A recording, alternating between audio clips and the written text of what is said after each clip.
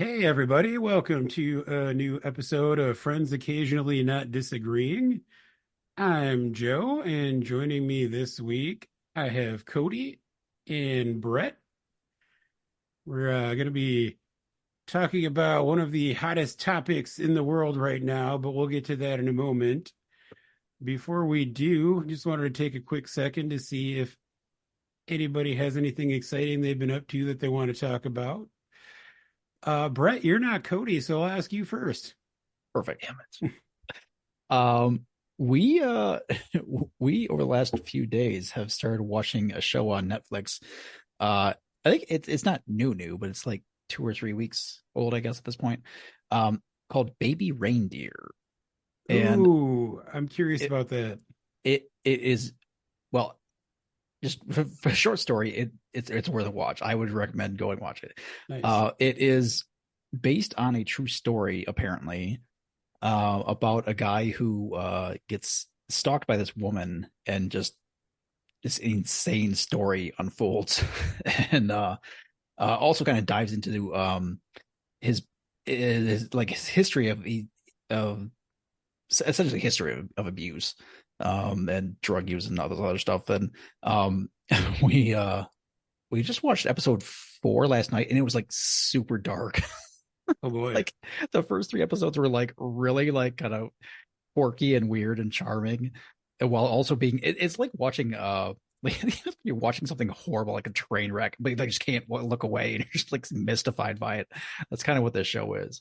But apparently the main actor is also the creator of the show, and also the person who the story is about. Like, it's his story.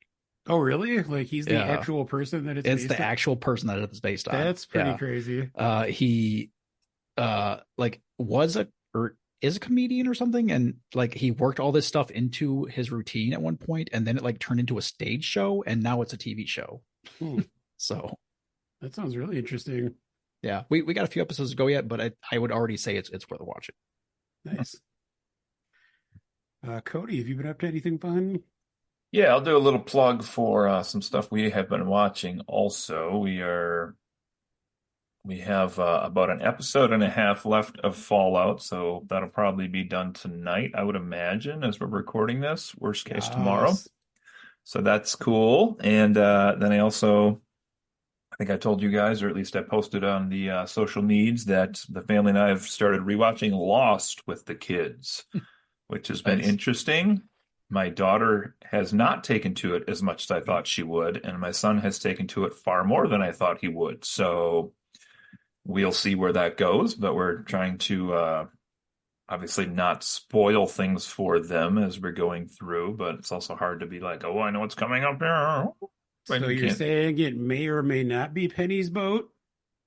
we don't know at this point. We don't even know if Who there's a boat. knows? It's not even What a boat at boat? this point. We're only in like Imagine if episode if 2 or on 3. rewatching it, it actually was Penny's boat. It turns It out it is Penny's changes. boat. That'd be Changes. hilarious if it changes.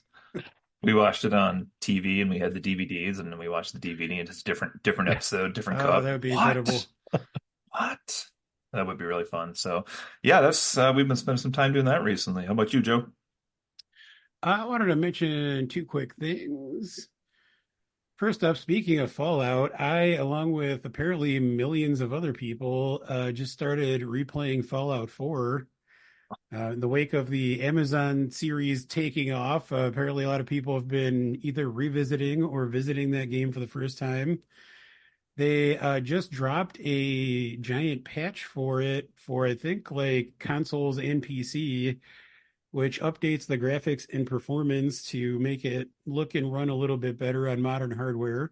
Hmm. So I've actually been playing the PC version through GeForce Now, which is like a cloud streaming service, but I'm playing it on my 4K OLED TV and it looks great. Like this, I don't know the full extent of the patch that they released, but it looks at least pretty darn close to a modern game. Looks and plays great in 4K, so highly recommend if anyone hasn't played that game before, or even if you have, check it out with this new update. The other thing I wanted to mention quickly, which I feel like I may have discussed this show like a long time ago on a podcast. But we've been watching the second season of a series called Extraordinary, which is on Hulu, and it's a British sitcom. The premise of which it's set in a world where everybody has a superpower, and the main character is one of the very few people who doesn't, or at least she has not like discovered or unlocked her power yet. Um, but it's just like it's set in this world where that's a thing, but like it's kind of like it feels like a regular like friends hanging out sitcom, but everybody has superpowers, but it's just kind of like super matter of fact. It's just part of their life. So they just ripped off the story from Encanto. Um, maybe I think I mean the first season may have come out before Encanto, but don't quote me on that. It just sounds like a man weekend to me. Um, About 1 a.m. we all think we have powers. that's true. But yeah, that's the first season has been out for a couple of years now, and the second season just came out, I think, last month. But again, that's called Extraordinary. It's hilarious. It's occasionally heartwarming. It's a lot of fun. So recommend everyone check that out. But speaking of things that are hilarious and occasionally heartwarming and fun,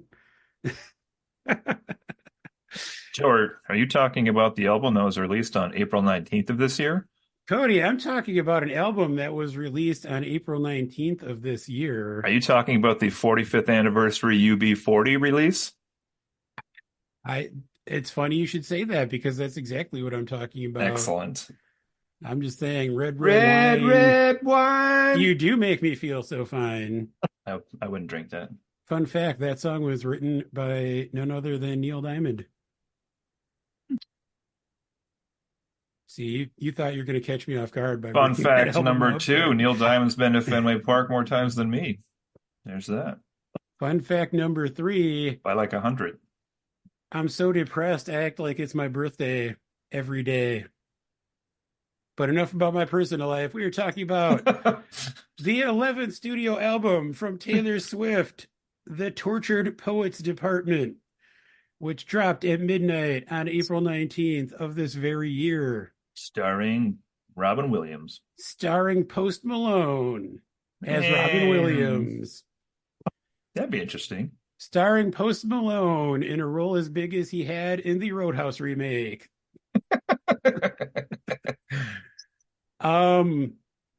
Interesting quick note before we talk about this album. When this dropped at midnight on April 19th, it was revealed that not only did she release the Tortured Poets Department, but she released a very extended version of this album that she called The Anthology, which literally doubles the length of the album to over 2 hours and I believe 31 tracks. So we are not talking about the anthology today. We are only talking about the album proper, the Tortured Poets Department. Before we get into that, Cody, you and I recorded a review of Taylor's last album, Midnight. We did. I want to say that was 2 years ago now, or thereabouts. Has your relationship with Taylor Swift changed or evolved since we last talked about that? I'm going to tell you that it really hasn't. However, I do want to say before we get into any of this today that I go into these listening to it with an open mind, regardless of past transgressions, shall we say. All right, I can appreciate that. Brett, you are the new kid on our Taylor Swift podcast block. What the hell's Brett doing here? Did we trick him into this? I think Brett's just open for whatever. He's an open-minded, cool guy. You're for the party. Did you have any sort of relationship with Taylor Swift's music prior to this assignment? Not really. I mean, I was certainly familiar with several of her songs just because they're everywhere. But I wouldn't say that I went out to look for her music or like to listen to that specifically. One thing I did just very recently came to my nose was my wife was watching the Eras tour video that's on Disney Plus currently. And I believe you there, mean the Eras Tour Taylor's version on indeed, Disney yes, Plus. that's the one. Uh, so we were watching, and it was at least, I don't even know, like 3 or 4 times I was like, oh, this is one of her songs. Like I did not realize that she had as many of these big hits as she did, because I just like, she's just like one of those artists. Like I recognize that she's like mega popular, but Yeah. she's just been there, and I've been doing my own thing. But what I would say from that is, I was like, I had more like more respect at the end of that. I was like, oh, she actually has like a shitload of hits. So She does. She does have a shitload of hits. Some may say she also has a hitload of shits, but we'll get into that. Cody, you look like you have a thought. No, I was trying to process what that was supposed to mean. Was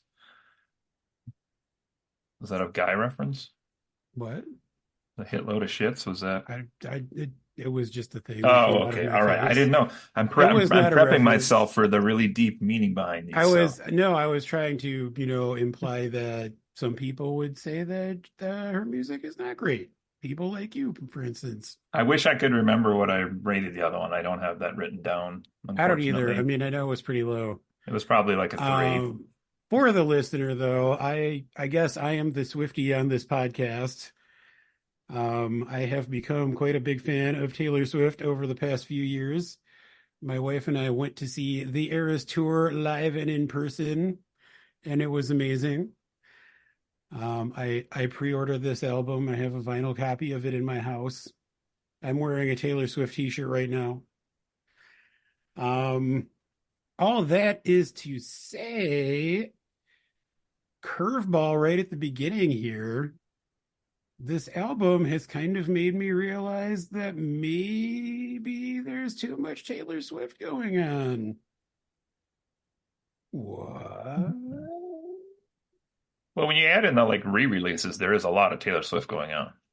Here's the thing. I mean, we can maybe get into this more later, but this is her fourth album of new material since 2020, Ooh. yeah, that's a lot. which is a lot. I mean, she released 2 albums in 2020, and then this is her second album in well, I guess it's been like 2 years since Midnights, but it's a lot of music. I mean, most established artists will go a couple years between albums at least. Right. Especially this far into their career. Yeah, I It mean, stretches yeah. even farther usually. Yeah, exactly. Yeah, I mean, most of the artists I listen to have been around for, 15, 20 or more years, and it's usually like 5 or 6 years between albums. So for her to, have this much output in the past few years does feel like a lot. And then when you add in the fact that this was a surprise double album, which, the anthology version literally doubles the runtime, even being a big fan of Taylor Swift, it felt like a little bit much to me, which that's part of the reason that I kind of made the call that I didn't think we needed to discuss the anthology version on this podcast. Um, Interestingly, most of the tracks on the anthology version, like the tracks beyond what's on this proper album, were co-written and produced by Aaron Dessner, who is in The National, which is one of my favorite bands. And he also worked with her extensively on her 2 albums in 2020, which are still probably my favorite albums of hers. But despite his involvement, I have not even listened to any of those tracks yet. And just because it just feels like too much. Like honestly, my plan at this point is I'm probably going to listen to the shorter version of the album for at least a couple more weeks and then just kind of treat the other tracks as a separate thing and absorb those because otherwise I just can't handle it. So, You're Well, she's got making a you're making another album out of the extra tracks. well, I mean, if I'm being honest, I feel like that's what she should have done.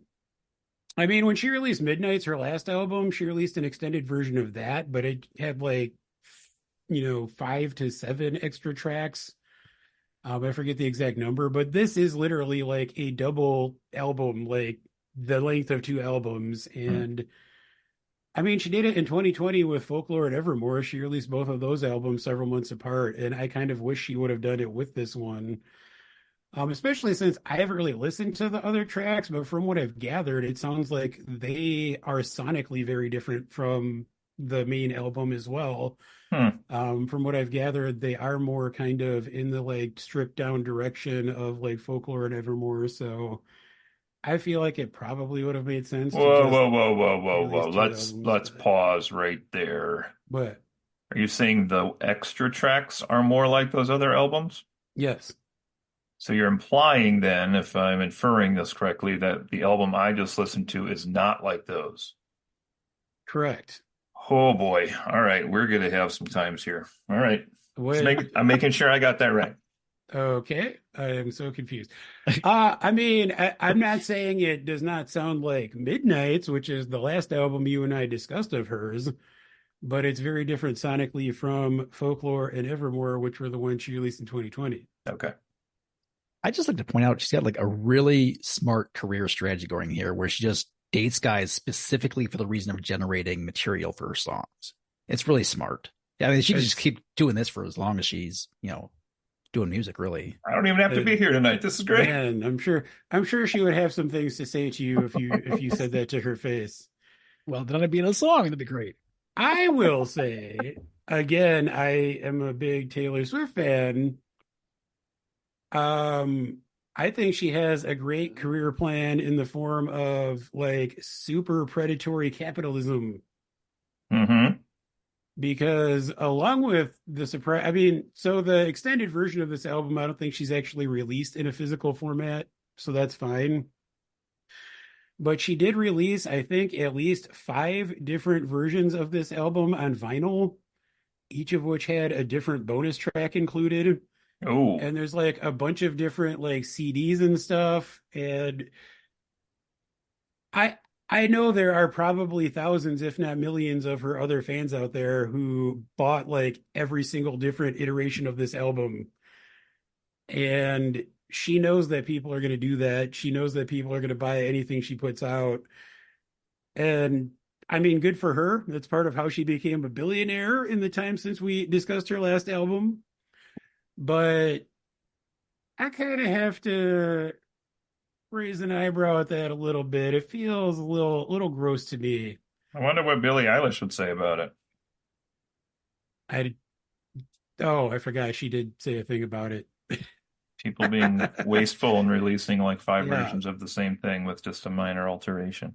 yeah. Not And I mean, directed at anyone in particular.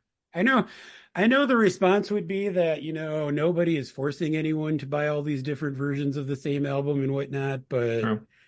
but again, she knows that she has a very large audience that will like worship her and buy everything she ever releases. So it feels a little bit gross to me. I just wanted to get that out there. I am I am not incapable of viewing Taylor Swift critically. And I am also capable to agree with you that I think she's one of the smartest musicians I've ever seen, if not the Yeah. smartest, because she is striking while the iron's hot and she is getting as much money as she can. I mean, why not make as many albums as you can at this moment? She's never going to be as hot as she is right now. Again, she'll still be popular, I think, for a long, long I don't time, but know. I Well, think I this don't is the know. zenith, all things considered. And it might last It, for years yet. yeah, I mean, you Yeah. might be right. Like it would be very hard to top the Eras tour just in terms of all the insanity that it created around it. But also I would not be surprised if she does somehow come out with something even bigger in a few years, or at least Holographic as big. Taylors, so she could do 6 shows a night. You don't know which stadium is going to have the real Taylor.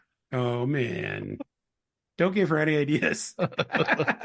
Taylor, if you're listening, you're going to be angry at me in about 10 minutes. All right. Well, speaking of Cody being having bad taste and pissing off Taylor Swift, let's get into the album. Um, I guess did either of you have any like expectations or preconceived notions before you sat down to listen to this album? I had no idea what style of music it was going to be. If there was going to be one like a genre, or if it's going to be like a mix of stuff, or I had no idea what I was getting into. So, yeah, I would say like nothing.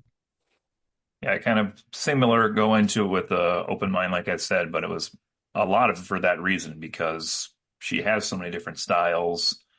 I wanted to see what this style was going to be because I do actually enjoy some of her other styles that she has in albums, like in 1989 or Red or some of the stuff like that. I like a little bit more than this So that you she's like done for the you like last her one. work that's a little bit more Americana? I like her poppier, more uplifting work than just sounding like somebody stuck in a hole they're trying to get out of for 65 minutes. But Are you um, spoiling your thoughts on this album, Cody? no, I'm not. I mean, well, yeah, but Are you just regurgitating your thoughts about Midnights? no, I have different words on this one. I mean, I will say, kind of echoing what you guys said, even being familiar with, her work and especially her last few albums, I think part of the reason she has such a like attentive fan base is that she's kind of famous for like being secretive and trying to pull surprises out on people. She announced this album at the Grammys this year, which was what, like February or beginning of March. Yeah, Yep. it was not that long And ago. yeah, not that long ago, announced that it was coming out on April 19th of this year, announced the title, but nobody knew anything else for a while. Eventually, she released a track list, but still did not name who her producers were going to be or her co-writers, which that kind of stuff would have probably given an indication of what it would sound like. Mhm. But I don't think that was really revealed until the album actually came out. Like she had announced the collaborations with Post Malone and Florence Welch, but I don't think she had announced, the co-writers or anything like that. So I, part of me, honestly, before she announced the track list and we saw that she was collaborating with those people, I was like, could she just release an album of actual spoken word poetry? Like, I would not have been surprised if she did something just completely different out of left field because she's done that a couple of times over the course of her career. Um, as it turns out, most of the songs on the album itself were produced by and co-written with Jack Antonoff, who was also heavily involved in Midnight's, her last album, and he's worked with her on, a bunch of different things. But to me, sonically, this album is mostly in the direction of Midnight's, her last album, which is kind of just soft, low-key synth pop for the most part, which seems to be sort of Jack Antonoff's style. Whether it's the best direction for her to keep moving in is a question, but what did you guys think about the album itself once you actually give it a listen or two? Well, like overall thoughts on the album? Yeah, just overall thoughts. I mean, or if there are any specific tracks you wanted to talk about. Um, okay, this is a me thing, I know, but one thing I complained about in the last album review, and it's back again for this one. Maybe I Her have my multiple expect. references to Florida. We're gonna get to that in a minute, Oh, but no. But something that bothered me so much on the last album and bothers me here as well is for whatever reason, it just feels like she's throwing swear words in there to be jazzy. I don't know, like I hate the way she swears. I hate the way the words are pronounced out of her mouth and the tone they're said with. so I just want her to like rip off like a real fuck or something once in a song instead of like whatever. so I believe I vehemently disagreed with you with about that on the last album. Yeah, you've seen the light. I kind of agree Oh. with you, just especially I'm assuming that this is the song you're referring to, the titular Tortured Poets Department, That's one of the ones I have marked. Yes. um, where the lyrics go, "Who's gonna hold you like me? Nobody, no fucking buddy, nobody." It's gratuitous. Much as I enjoy hearing Taylor Swift swear, it just didn't feel necessary in this song. it does feel like it was kind of forced in just to be like, I'm edgy now. Yes, that's the word I was looking for. Yeah. So I agree with you in this particular case. One of Yay. the earliest things I wrote down on this album was I.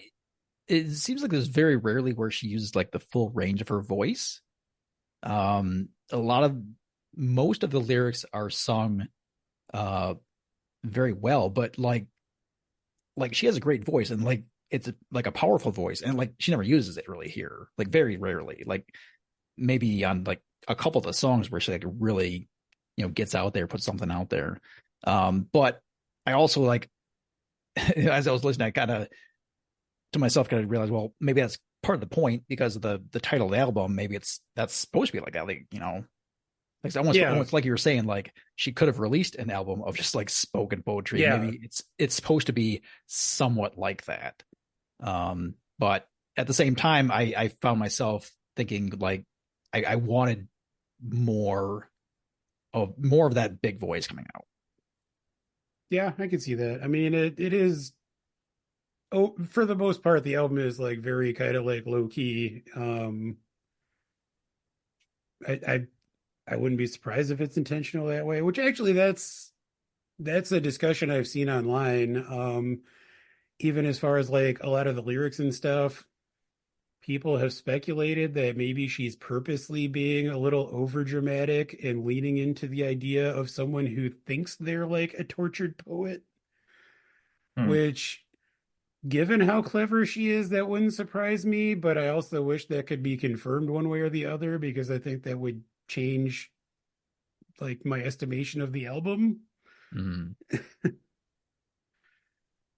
Um, what did you guys think about? I mean, I don't want to go track by track, but the opening track features Post Malone, who I have to say, when it was first announced that he was going to be working with her on a song on this album, I was kind of surprised. Well, the first thing I like, I had issues with the song right away because like I seriously doubt she's even played Fortnite. I mean, it's not even spelled that way, and the lyrics don't make any sense This like for the guy, game. So I this guy. I, I just didn't understand it. That's funny. I didn't have any notes at all about Post Malone that I wrote up, so he was apparently real big into making an impression on me. Uh, But I did say it was one of the songs I enjoyed more on the album. Good. I think it's a good opening track. I think it's again pretty chill. It's got a little bit more of a beat, maybe than some of the later songs. I Post Malone for me has become someone who like I don't really intentionally listen to his music, but it seems like I enjoy him anytime he pops up anywhere. I've seen some videos of him doing like cover songs, and he's kind of shockingly talented, I feel like. Hmm. He's good at cover Um, songs. despite the face tattoos, he seems like he's actually like a super nerdy, like, smart, talented guy. So I appreciate when he shows up. Interestingly, the official music video for this song features Taylor Swift with face tattoos and Post Malone without face tattoos. I because I the way I tend to do these listens is on YouTube, so I was aware of Nice. that. Yeah, Yeah, that's okay. pretty wild. Um, as far as he being in the song, I honestly I kind of felt like he was just like a male voice there and didn't really. He specifically didn't add a lot. I felt like it could have been like any dude in that role, but overall I enjoyed the song. Welcome to Taylor Swift guest vocals. You say that now, but there might be one that's not true of.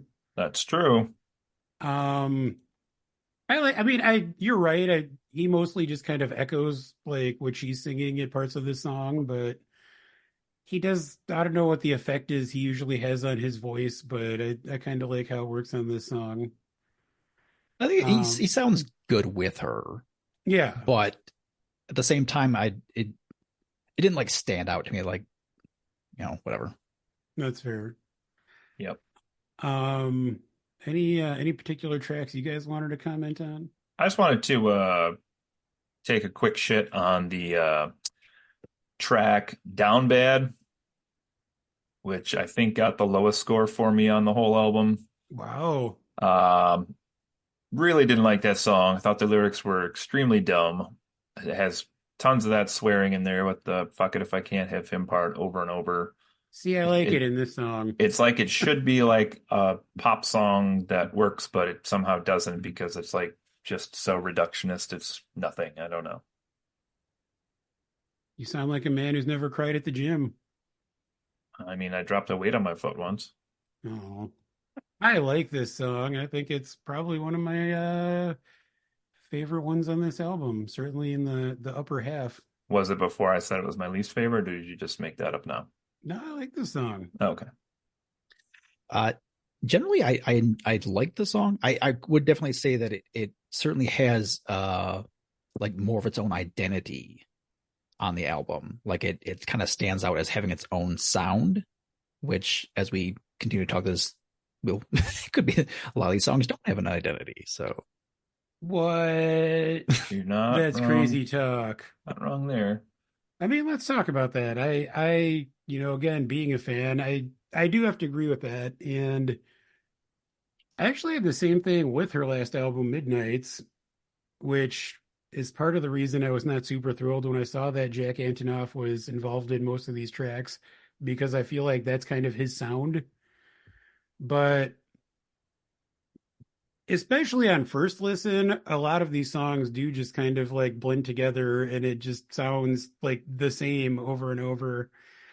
I've listened to this album, several times in a couple different ways so far, and especially listening to it on like good noise canceling headphones, I feel like things feel a little bit more unique. But I do agree that, the songs that I kind of specifically picked out as being, my favorites or standouts are ones that I think have a little bit of a different thing going on sonically, outside of that super like low key synth sound.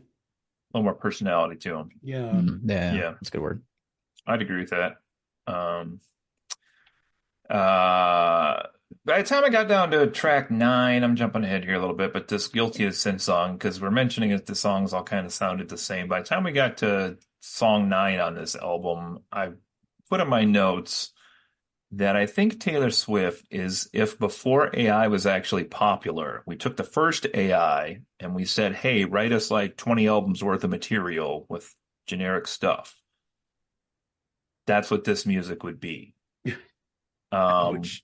And also, I put the note on here. Remember when we reviewed Dave's other album that he gave us to listen to, The Shadow Shaker?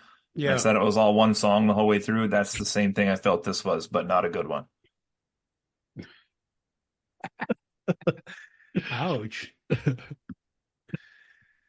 I Uh, yeah, I one thing that I think it just does kind of peter out towards the end. There are a couple songs in the latter half that kind of stand out a bit, but it does seem like it a lot of those later songs I'm not sure that they need to be on the album. Like they could have been, I don't know, I could have trimmed down the album a bit. What song stood out for you towards the end, Brett? I'm curious. Um I liked Who's Afraid of Little Old Me. Me Okay. too.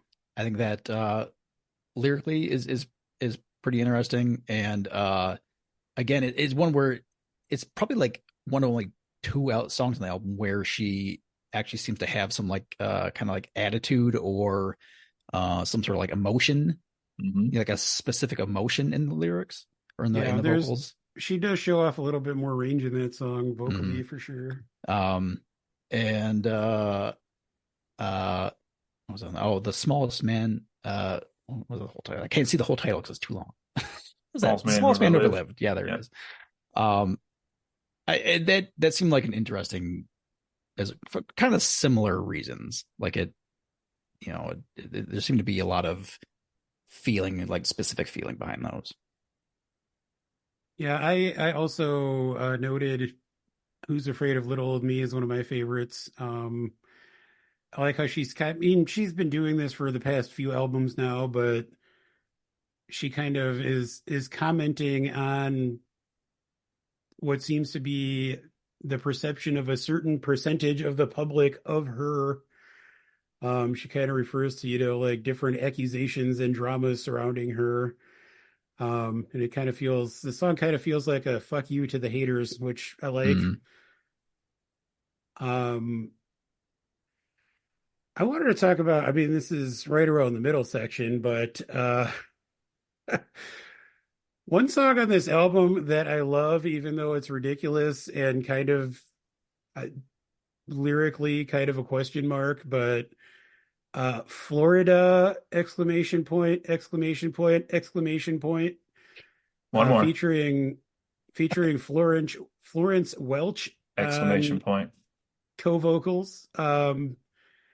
Actually featuring her as Actually co-vocals. featuring her. I mean, as Cody said, there has historically been a bit of controversy over what it means to be featured on a Taylor Swift song because not everybody is, always featured. R.I.P. Lana Del Rey. Hey, she released the extra sad version subsequently that features like a crap load of Lana Del Rey. She made the wave noises on the track. But Florence Welch is like all over this track. Yeah, she is. Let's talk about this one.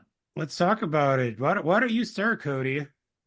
So I was telling Kieran before we came up here that it may be the first time ever of any album I've listened to my entire life. I had explained this to her, where my favorite song and my least favorite song were the same song on an album.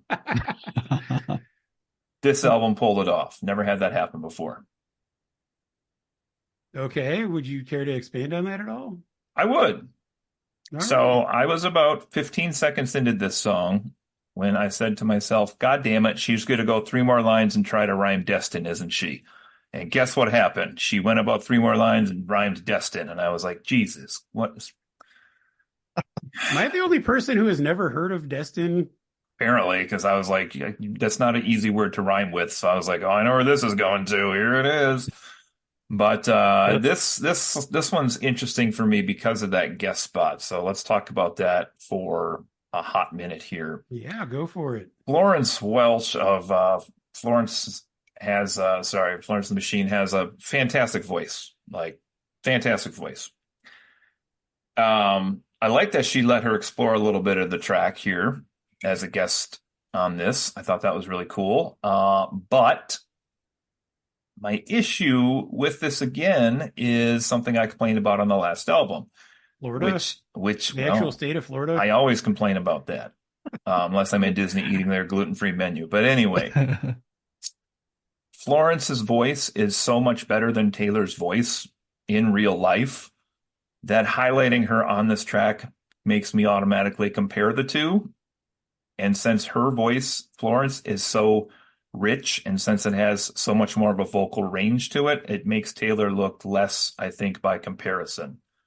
So by having this guest spot on the track, I think it actually makes me think of Taylor as a weaker singer, which I don't know that I love as somebody listening to her album. I complained about this in the past. I do not think she's a good singer at all. I think all of her songs are spoken poetry with some various slight inflection in the voice. I don't think she has a huge range, but that's just me. Anyway, somebody else chime in on this. I mean, as far as that part goes, I mean, I think it's almost an objective fact that Florence Welch has a better singing voice than Taylor Swift.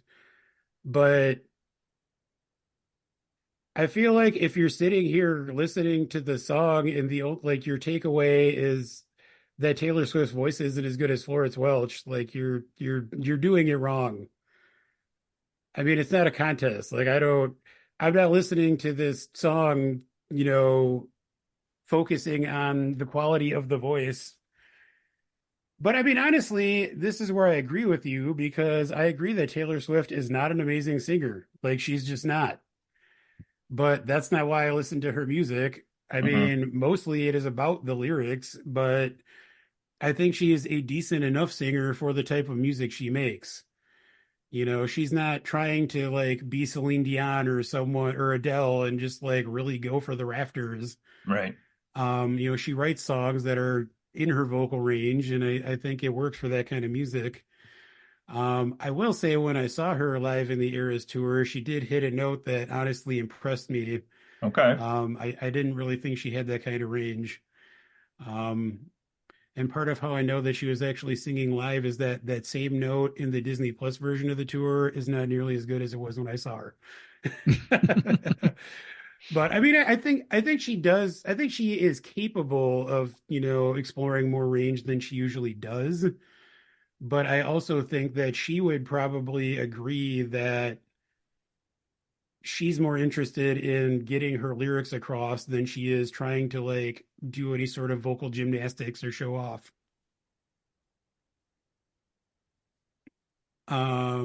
Also, I love this song. This is probably one of my top two tracks on this album.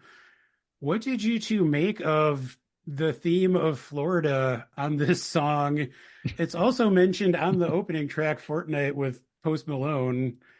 What do you think what is Florida saying here? Why is she talking about Florida? I don't know. I'm just gonna put it out there. I I don't actually was know. just I was just reading some of the lyrics just to kind of refresh my brain here. Uh, Honestly, a lot of lyrics seem like they are kind of fixated on some like the stereotypical uh problems in Florida. So so she actually I found a quote from her about this. She basically said that she watches a lot of Dateline and shows like that, and that it seems like anytime someone like murders their husband or does some other sort of crime, they just run away to Florida and assume a new identity. That's Mm. fair. So it's like Florida is like an ideal in her mind of like being able to do crimes and then disappear basically. So I thought that was kind of interesting. I don't go too deep into the Taylor Swift well of rumors, if you will, but my wife told me before I came up here that the conspiracy theory now is that this was put on there in order to get Florida to vote blue in the election specifically. I mean, Interesting. I, that would never in years, but be it would be a nice effort, I guess. It is one hell of a drug. I mean, it's I mean, I wouldn't be surprised if there's like a huge influx of tourism to Florida because of this song. Like that is the power that Taylor Swift wields. I Yeah, am not going but to go to Florida because of this song. So, like at no point in this song that I'm reading does it say, "Hey, Florida's a great place. You should go there." right. No, it's um I wanted to shout out another track. Speaking of the Eras tour, this is a track from the latter part of the album that I thought was a standout, and that is one that I feel like Cody is probably going to shit on. I can do it with a broken heart. I didn't have any thoughts on that one. I actually said album Wow, album picks up a little bit here. Got a better score than some of the other ones did. nice. Yeah, I mean it is definitely more upbeat than a lot, at least sonically, it's more upbeat than a lot of the songs that come before it. If you just heard it without the lyrics, it kind of sounds like a synthy dance song. Um, but when you get to the lyrics, they are pretty dark, and that's part of why I like this song so much because I love the contrast between that upbeat pop sound and talking about being depressed and killing yourself. As one does. As one does. I don't know, Brett, you may have seen when you were going, did you see the official lyric video for this song? I'm sure I did. It's not sticking out as me as something that Okay. I remember though. So she released official lyric videos for I think all of the tracks at midnight. This one specifically though is a little bit more than just a lyric video. It features a montage of like performance moments from the Eras tour, but I feel like it's kind of expertly edited to where, like poses she's striking and stuff in the video kind of line up to what she's saying in this song. But I mean, the song feels like it is very much kind of talking about probably the Eras Tour specifically, but performing in general while you're, dealing with all kinds of personal shit. And, anyone who's watched the Eras Tour on Disney Plus, she puts on a hell of a performance. It looks like she's having the time of her life the entire time. And this song is kind of, saying, I'm a performer. It's my job to put on that kind of show. Like, it's proof that I'm a professional because I can do all that shit while I want to suck on the business end of a rifle or something. She doesn't specifically say that in this song, but you know what I mean. Yeah. Did you have something thought about that, Cody? No, I don't have much for that one, but I'm thinking of the broken heart you were just talking about, and I'd like to spend a half second on track 11 if we could. I can fix him. No, really, I can. Okay. Okay. We got into this in the last album too, and Brett's already mentioned it here, but Taylor Swift's Love Life, an inspiration for these songs.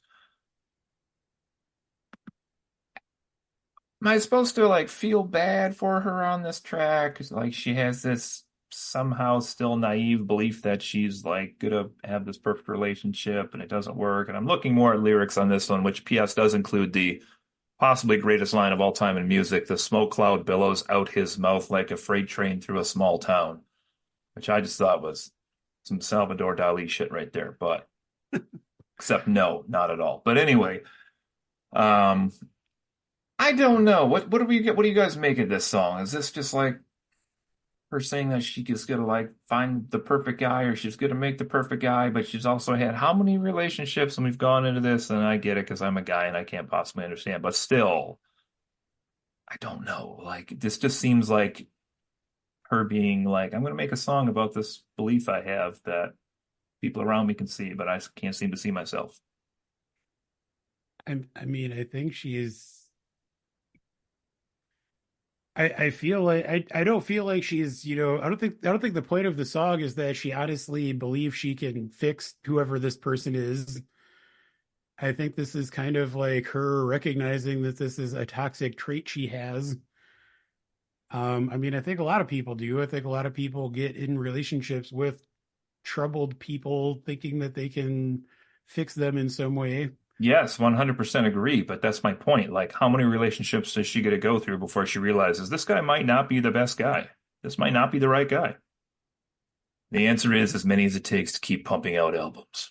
Or as many as it takes until she finds the right one. I mean, I dated a lot of less than stellar people before I met my wife, which I didn't meet her until I was like 35-ish, like mid 30s. Anyway, my point is, Have you um, lied to your wife about your age? What's going on here?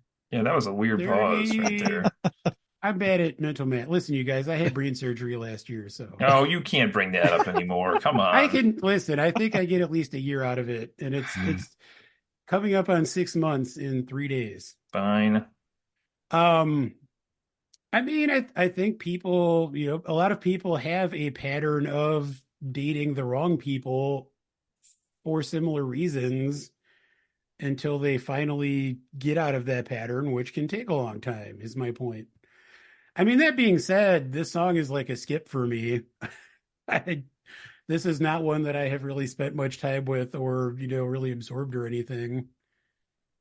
So I'm not going to defend it. Fair enough. Anything from you, Brett?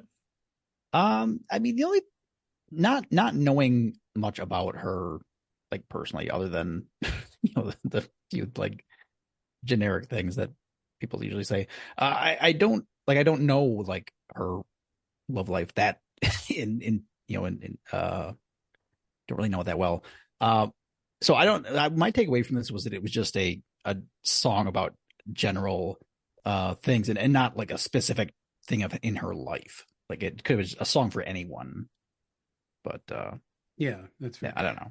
Well, I mean, I will say Swifties love to like fixate on every single song and try to figure out which of her exes it's about. And I think that that's just ridiculous and like toxic in its own way. I mean, much as I enjoy a lot of her music, I really could not care less about her personal life and who she's dating. I think you do. I would assume she intends for these songs to just be taken as songs, and that's how I tend to take her music. You know, like Brett said, it's kind of a universal thing. I'm not really sitting there trying to think about which specific guy she dated this could be about.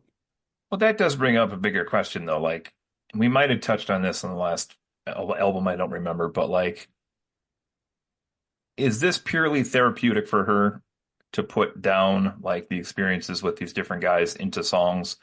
Because she has to know, and it's not a reason to not do your songs. I'm defending her there, but she has to know that when she puts one of these out, her fans just pour over every little detail they can to be like, it was this guy, it was this month, that's what happened right here. And like the fans have all of these tracks labeled like this one's about this guy, this one's about this guy, this is back to this Yeah, guy.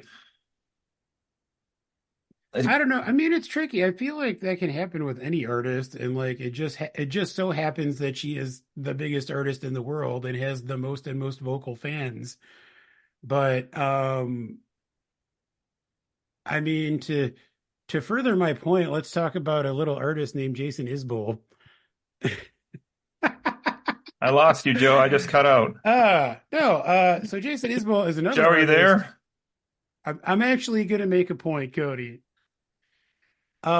He writes a lot of very personal songs, and he has specifically said that, you know, he's writing about personal things, but he wants them to mean whatever they mean to the audience.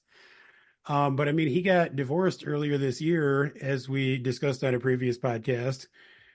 And it will shock you to know that I am a member of the Jason Isbell subreddit on Reddit. Oh, But people there are like speculating about like what do these songs mean about his personal life? Or after the divorce came through, people are asking questions about, well, some of his songs are love songs that he wrote about his wife and like reference specific moments in their relationship. Is he still going to play these songs in concert?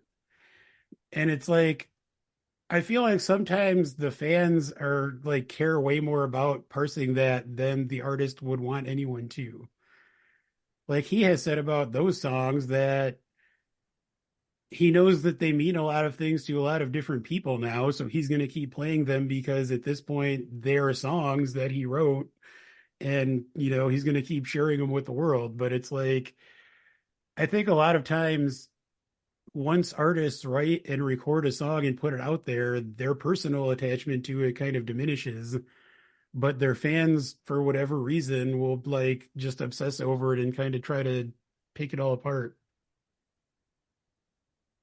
I do agree with you somewhat, which is the aspect of like she is definitely the most over artist in the world. So anything she puts out probably will be dissected. Although I guess the counterpoint to that also I would think in my head is like, have they been conditioned to do that through all these albums? Maybe, I don't know, but you're right that any music you put out there is going to be analyzed somewhat by your fans. I will say, I mean, I think her fans are, you know, Crazy. in general, maybe a little more obsessive than a lot of other fans, but Well, I know that you can't have a negative opinion about her because people get after you for that. So oh man, yeah.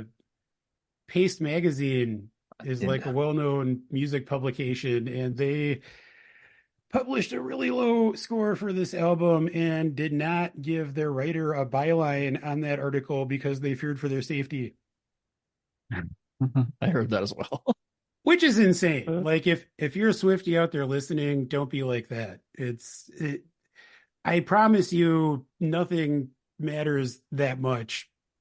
People should be allowed to have opinions, and you're not helping your cause by, you know, making threats or doing any harm to anyone else. That's just insane.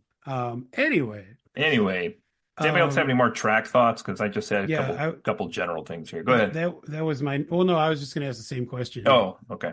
Brett, you Brett, got you any got more anything? track liners? No, nothing really specific. Okay. I just wanted to get into this a little bit here in kind of more concluding thoughts. But like I mentioned, I was talking to my wife before I came in to record this, you know, and basically she thought about what I was saying about some of the songs earlier and then kind of came back to me and was like, it's not really for you per se, the average dude. Like, you don't get the music the same way other people do. So I don't know what that meant exactly. I guess I don't know if it means I'm not supposed to enjoy it or I'm not supposed to get it or both. But this is an interesting discussion to me. Like, does my opinion on this matter? I guess is kind of my question I'm getting at here. I mean, No. we're reviewing this thing, and like everything in me is like, of course my opinion matters because it's my opinion, but people don't care about my opinion. But at the same time, people get really angry with my opinion. So obviously they do care about my opinion because if I say this is a 2 out of 10, they're gonna be like, you are the worst fucking person ever. And are you also writing for Paste Magazine? That's what they're gonna say. So, Man, give me some of that money if you are. but this is my question. So like, I mean, you guys have a thought on that before I continue my line of thought on that? I mean, I ultimately your opinion will not matter because this is already, a smash success of an album. She is the most popular artist probably in the world right now. She has this crazy huge fan base. Um, I mean, even being a fan of hers and historically disagreeing with you on a lot of things, I think that it is still important to have dissenting voices to hear, other opinions on things. I read the Paste magazine review and I disagree with a lot of it, but assuming that writer was genuinely expressing their opinion and not purposely coming off as overly negative because they knew that swinging the other direction would get them attention, which I think is entirely possible. I know that's not what you're doing, Cody, but I do think that Sure. some people have taken it the opposite direction in terms of, trying to work the media and fan base and things like that. Um, but yeah, I mean, I guess from a certain point of view, in terms of is any sort of audience going to, really pay attention to negative reviews like I'm assuming you're going to have? Probably not. But I do still think it matters and is important that they exist and are Okay. expressed. Yeah. Brett, you got anything to add on that? I'm going to keep going on this, but Mm, no, no, okay. I'm good. Well, this is kind of what I was thinking about after she said that, and I only had a couple minutes to reflect on this, but there have been literally hundreds of artists that I've listened to music to, probably thousands at this point, even if you add up everybody I've listened to, who I don't know all the details of what that song's about. I don't know their experiences. I don't know who specifically they're referencing in a song when they put a line in there, but I know that I like the way the song sounds. And so, like, to me, and I think we've said this on a couple of these music reviews, like, a lot of what I put in as worth for my score on these is, do I like the way the song sounds? And I don't necessarily care about the details and the hidden meanings behind some of these lyrics. I sing songs for 35 years that I probably have the lyrics wrong to. Guess what? I keep belting it out just because it sounds right in my head, even though it might not be. But um, so I don't know if it matters. And then this idea of like, well, you can't like understand some of the stuff that's in the song, and I'm not discounting my wife's opinion because that's clearly her opinion. But like I was thinking, this is a Taylor specific thing for me for the most part because there's a lot of other female artists that I do enjoy, and a lot of female artists who say the female experience in their own version of that I enjoy. Like one of my favorite artists of all time is Tori Amos, who has gone through hell and back and openly sings about being raped by knife point and all of these things in her songs. And it's really strong messages out there about what it's like to be a lady sometimes in the world. And I love the way the songs sound, and I love the way she presents herself, and I love all of the songs, even if I don't understand all of the things she's saying to me. But I don't think that you should have to understand all of those things to make a judgment on whether or not you like the music. And so for me, this is, I mean, like you said, this is mostly going to be a negative score because the music doesn't speak to me. And I don't necessarily have like the inside knowledge, but I don't think you should have to, is my point. I don't know who the hell Jack and Diane was when John Mellencamp wrote about it. I don't know who Tommy was when we worked on the dock. I don't know who the small town girl from Detroit was. I'm just saying, or it was a boy, I guess, from Detroit. But anyway, point being again here, these lyrics probably have some meaning, but they don't have to for the song to be good. That's what I'm saying. So I don't know. Am I way off base with this? That's just like your opinion, man. You son of a bitch. I mean, it seems like you have some kind of problem with Taylor Swift, and that's fine. Not everything is for everybody. That's fair. I mean, yeah, like I I totally recognize that, but I feel like my opinion is being invalidated by people saying, well, you can't have a negative opinion because you don't understand it. And I'm like, but I don't know. Do I need to? Can't I just listen to the song? I mean, as far as I'm concerned, if you don't like it, you don't like it. Like I'm not going to try to. I do think that I do think that she tends to appeal more to like a largely female audience and like certain demographics. But I mean, I'm a sad angsty boy going way back. I think that's why I like a lot of her lyrics. I mean, everyone has different tastes. Everyone has different backgrounds. If it doesn't work for you, it doesn't work for you, and that's fine. And I mean, I think that's something that more people. I used to be someone who, would get all up in arms. People disagreed with me, and occasionally I do, but that's only when you're dead wrong, Cody. But I think more people need to realize that it's okay if people don't like the same, artists or art that you do. People have different tastes, and you can't really force someone to change their taste. So I don't think any less of you because you don't like Taylor Swift or this album. I don't think you're like not allowed to have a negative opinion of it because you don't have a specific background. That just seems silly to me. And let us not forget, I wholeheartedly blame Taylor Swift for Beyonce releasing a country album as well. So you know that's where that came from. But anyway, Well, I feel like that probably is getting toward your final thoughts. So do we want to wrap this up? Brett, did yeah. you have any more thoughts before we get to the final? Any further thoughts that I have, I will expound on in my score. All right. Well, let's get to it. These are going to be our ratings for The Tortured Poets Department by Taylor Allison Swift. Can you Who move wants to your go head first? to your left? That is Uh, that your left? There you it's go. mirrored, so TTPD. Okay. I don't see the second T in there, but that's neither here nor there. it is I kind know of everybody made a blurry. big deal online, like you have to have the T for the on there, like it's clearly the Tortured Poets Department, TTPD.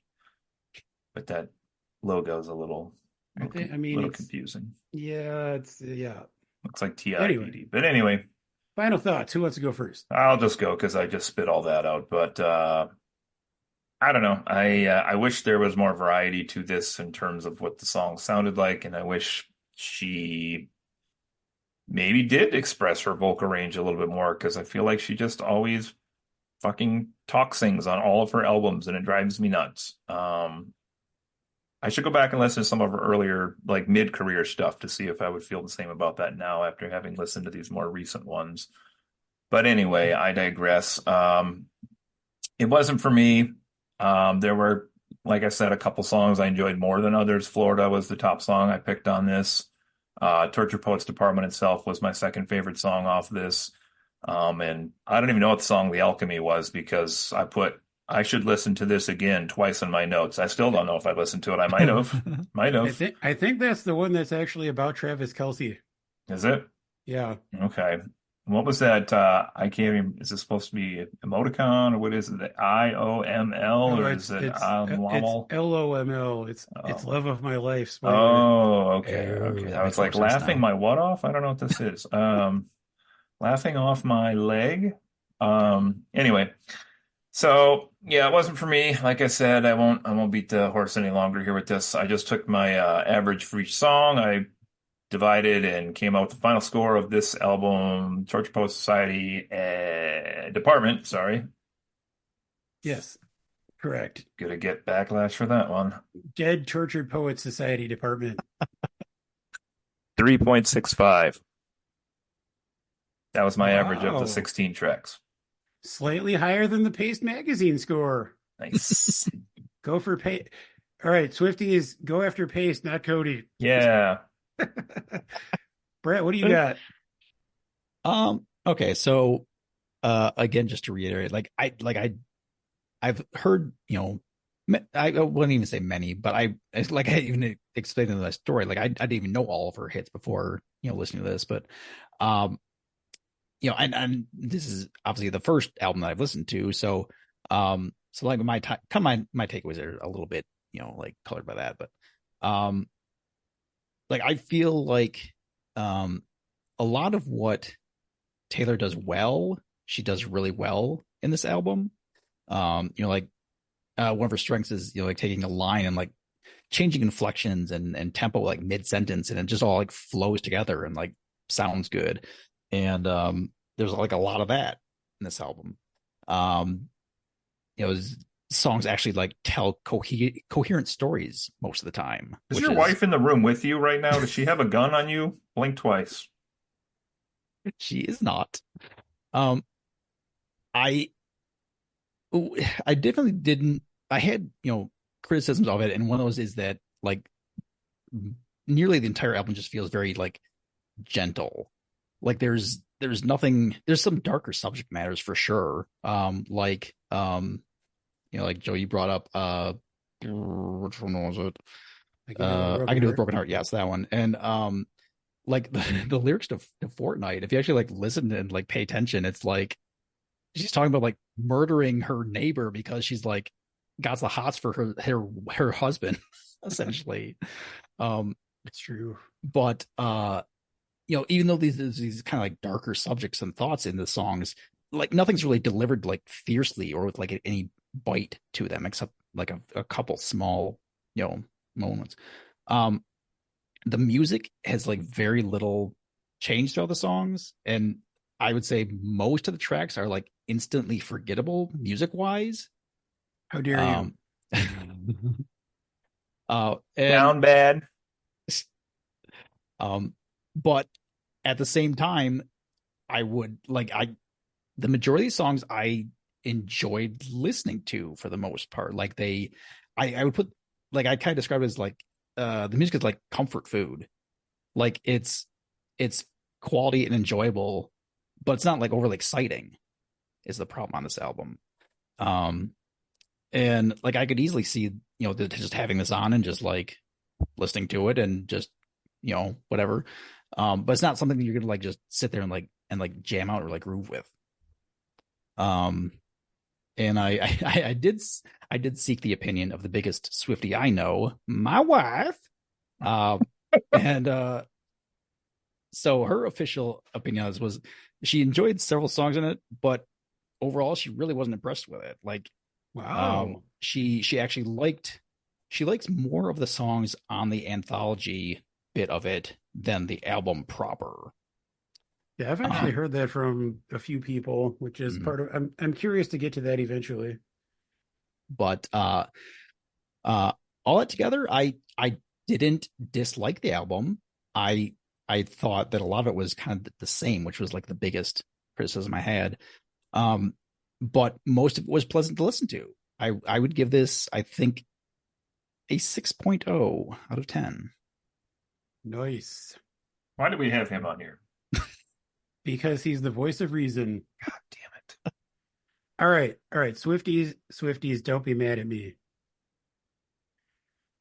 Um, so I like this album for the most part. I do agree that a lot of the songs sound kind of similar, and it's it's a little bit of a problem for me. I mean, I will say, like 80% of the reason I listen to Taylor Swift is for her lyrics. So like the music is not as big a part of it for me, but it would be nice if there was a little bit more variety, a little bit more distinction, throughout the album. I mean, we mentioned there are a few songs that kind of stand out, but um if you just listen to it straight through, it feels pretty similar throughout. That being said, okay, so I'm going to give this a 7 out of 10, which I believe is a half a point lower than I gave Midnight's when we reviewed that. But that comes with a caveat for me. I'll give it a 7 out of 10, but I would bet that, as happened with Midnights, these songs will probably grow on me more over time. And like my estimation of the album in general will probably increase over time. So based on right now, I'm giving it a 7, but I would bet if you asked me in like 6 months, I would probably rate it higher than that. Anyway, that is The Tortured Poets Department by Taylor Swift. But before we close this episode, I have a question for Brett. Oh no. Yes. Let's imagine you wake up tomorrow and suddenly you are the most famous artist in the world. You're a billionaire. Paparazzi's gathered outside your house.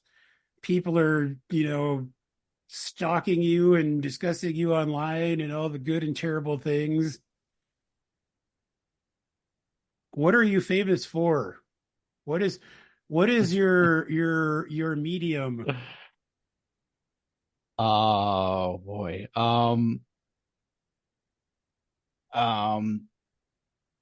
Taking famous paintings and turning them into like painting over them and making them like pop culture reference paintings. That was oddly specific That and was fast. oddly specific. But wait, there's more. Oh, okay. I haven't thought this through. There's not anymore. I'm done with this. You did it. We did I broke it. the game. You did. You broke my brain. You broke his heart. It's definitely not the weed.